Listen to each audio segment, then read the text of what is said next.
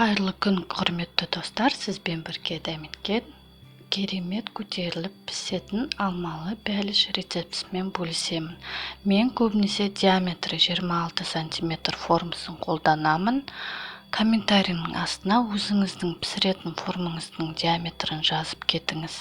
Мен сіздерге ингредиенттер санын санап берем.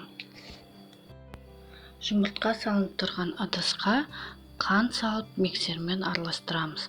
Қант толығымен еруі қажет. Ыдыстағы ұнға қопсытқыш салып електен өткіземіз.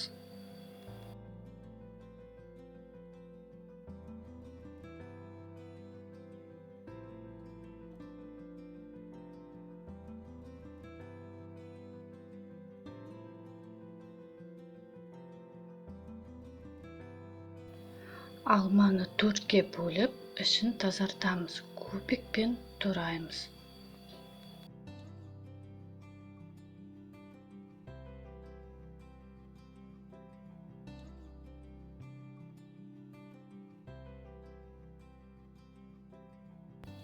Қоспамызға туралған алманы салып араластырамыз.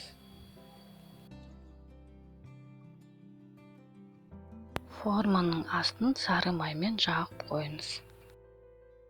Қоспамызды формаға құямыз. 180-200 градуста қызып тұрған пешке 40-45 минутқа салып пісіреміз. Қалауыңыз бойынша бәліштің бетіне корица немесе қант себіңіз. Алмалы бәлішіміз дайын. Хош иісті бәліштің бетіне сахарный пудра септім. Пісіруге кеңес беремін. Ең тәтті бәліш деуге болады. Ас болсын. Видеоның соңына дейін қарап, тіркелгендеріңізге рахмет.